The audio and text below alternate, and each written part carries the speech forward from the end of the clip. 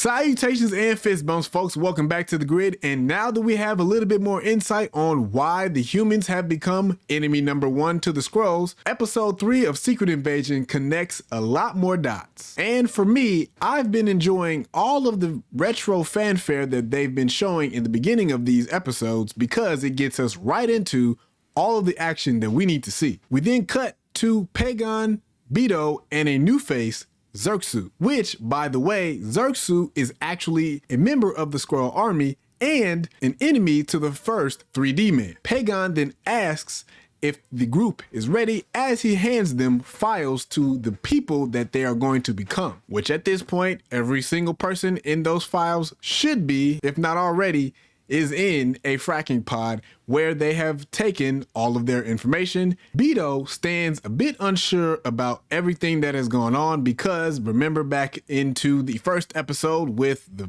bombing and everything like that, he's not really sure that he signed up for this because he then asks, do you think it will work? I mean, bring in chaos? To which Pagon then asks him, why did you join the resistance? And the response from Beto is, I didn't want our people to keep running.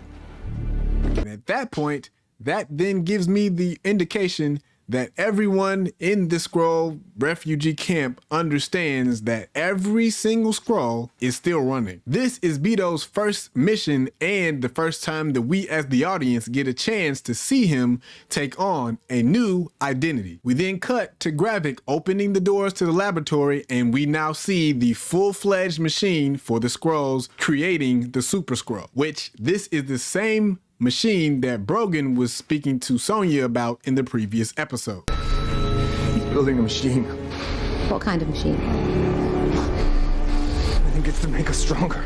And then we find out that the target of this mission is a UN delegate. And we hear Gravik say, now we no longer just change faces, we change powers.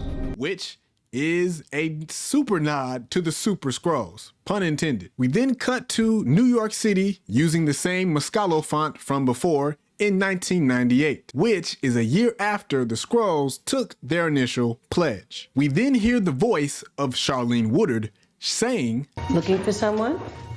Fury then responds in a puzzled tone, yes, I am. Because he didn't know that Vara took a different identity. And then we hear the same woman say, well, what does she look like? Again, puzzled, Fury actually responds and says, that depends on what day of the week it is. Which for me was a slight nod to the fact that Black women specifically can and do change their look a lot. I know this because I am married to a Black woman myself, because that can literally change on their mood and their hairstyle or both. We then cut to Fury making breakfast with Stearns on the TV in the background. And everything that he is saying about the Skrulls is very ironic because he is a Skrull himself, which Vara, Priscilla in this case, comes in and turns it off and says, how can you watch that poison? Even a broken clock's right twice a day. Good morning. Morning. And between them, we see their first playful moment as a married couple on screen, which had me thinking, what was y'all just doing? Priscilla then makes mention about his time in space. Those eggs supposed to be soft or hard-boiled? I forgot. Things cook differently up in space. So the joke about the eggs from before is actually kind of spot on, which makes sense because again, she's a Skrull, an alien, not from Earth. She then tells him that it's been years since she's actually seen him, and he says, if you just want me to apologize for being gone, Scylla, all you have to do was say so, which is the first time that he calls her by her human name on screen. She then says, you Nick Fury, I expected you to be gone, which makes sense because that means that they have been in contact in terms of S.H.I.E.L.D. activity for a very long time. Fury then asks, has she been in contact with Gravik? And she responds, but before she does, she leans in, and the way that she leans in, if you grew up the way that I did, you felt that lean. In this exchange, she says that she wept every night on his pillow when he was dusted. And then she makes mention that the next time he was off of Earth, it was voluntary to go to Saber, to which she then continues and says, if you're wondering who I became in your absence the second time, I became me, the me I was before you. which goes back to the Skrulls saying being at home in their own skin, which is a slight foreshadowing of what happens at the end of the episode. Then her phone rings. I don't have that information at hand right now. And this is possibly the first call from, spoiler alert here, Rhodey. Oh my God.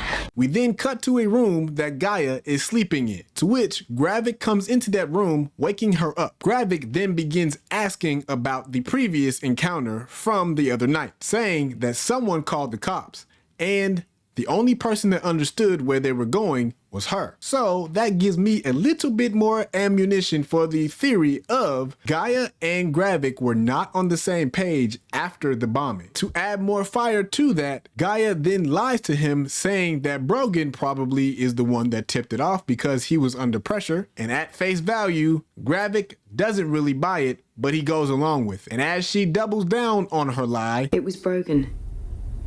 He was weaker than you thought.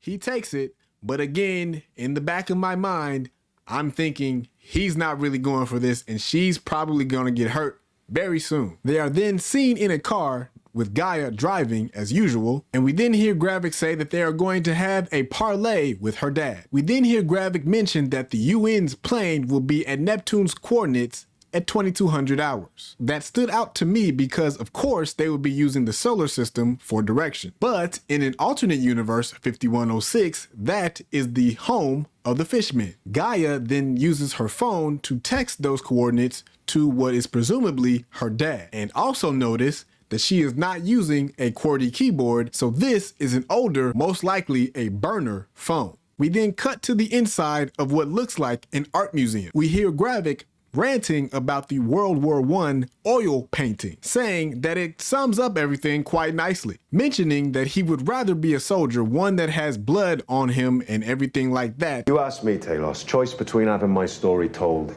in ink and oil paint or having it written in blood. I choose blood all day long. You asked for parley, so let's parley, shall we? They are then seated at the table with Statesman's oil paintings in the background. Talos then puts his cards on the table. Talos mentions that all he wants is for Gravik to stand down and stop murdering innocent humans. Gravik then responds with, I would be doing both of us a favor if I put you out of your misery right now, not knowing that at this point, he's a Super Skrull. Talos then says, you want an honor meeting? Go ahead, which in the comics are brutal fights between Skrulls, if one of them is accused of being cowardice specifically, and we would know them as duel. And then Gravik makes his gravest mistake. He says G'iya's name, to which Talos goes completely off, stabbing him in the hand, and when he does, the entire room goes up, which now explains why when Gravik was shouting in the earlier scene, the couple that was close to him didn't even bat an eye. And also notice that, and then Talos says, that's what this is all about, isn't it? You're going to take our people into extinction because of the war that he's trying to start with the humans, to which Gravik says the humans are going to destroy themselves anyway, which again is a similar situation or thought process of Ultron. Talos then says that you don't understand the first thing about humans, and he does because he has perfect context with Fury. They have two different opinions of what humans are because Gravik looks at them from the lens of they don't keep promises, and Talos looks at them from the lens of every promise that I've heard from Fury has been coming to pass. Talos has experienced Fury being by his side the entire time. Talos then walks out of the restaurant and then bumps into an elderly man, which I believe is revealed to be G'iya, because when Gravik is walking back to the car, it is very close to where that person or that man was actually going or heading in the direction of, and then we see a shapeshift between a car from G'iya. We cut to Talos and Fury while Talos is eating an English breakfast. Fury then shows up and the vibe between them is totally different because Talos calls Fury shameless because of the last interaction with the two of them. it was not left on good terms. And it feels like, to him at least, that he's only coming around because he needs him. Fury then makes mention that he has a lead on a Skrull that is in the US government. Talos then responds with, "What does that have to do with me?" Pretty much telling him that all I want is an apology and to hear you say these words. Help me, Talos, because I'm useless without you. Fury then gets up as if he's not going to say those words, but then quickly has a change of heart because he understands that Talos is the key to getting what he needs. As we enter the neighborhood of the person of interest, we then find out that Neptune is actually a British sub. Can I talk? You want to talk? As they enter the neighborhood of the person of interest, Talos then questions the dog relationship, and this is the second time that has actually happened in this series, to which Fury says, "I've been picking up your poop for 30 years. And Talos gets a very hearty laugh out of that one because he understands that the Skrulls have been doing all of the dirty work. We then see Talos and Fury going into the government official's home, and Talos has now cloaked himself as Bob, the guy that they are looking for. They are then found out, and Fury has to now lay down cover fire. Talos then comes over the comms with a very choppy voice saying, Sorry, Nick. I was busy kicking Bob's ass. Second floor, last door down the hall. Copy that. Fury follows the voice, and we find out that the person that they were looking for has now been impersonating Talos. But we understand that he made the biggest mistake of all because he called him Nick, and no one calls him Nick. The race to shut off the strike ensues, and Talos gets in touch with G'iya. She then finds the code to end the strike, which is ironically Bob's name. And then we get a heartfelt moment between Talos and Fury. Talos responds to the reason why he is fighting with Fury, even though the liberation of Skrulls is what he wants. I'm not with Gravik, because I'm with you. G'iya then follows her dad's instructions to run, but is then met by Gravik. And all of my suspicions from earlier now have come to a head because Gravik shoots her point blank. We then cut to a familiar voice on the other side of Priscilla's phone, and that voice... St. James Church, 1 hour. I need to speak to Gravik. Yeah, well, you're talking to me. is Rhodey. It's fitting that the episode ends in this manner because it started or continued from episode 2 and started in episode 3 with Priscilla. So it's fitting that it ends with her in the same way, and now we lead into what could possibly be going on in terms of what Rhodey has been doing all this time. Look here now, I know that you have a lot more questions and answers at this point about episode 4, so I took the liberty of making a video explaining all of that right here. So go ahead and click that, tap that, whatever you got to do, and I'll see you over there. Blurt out, tap the button, click it, whatever.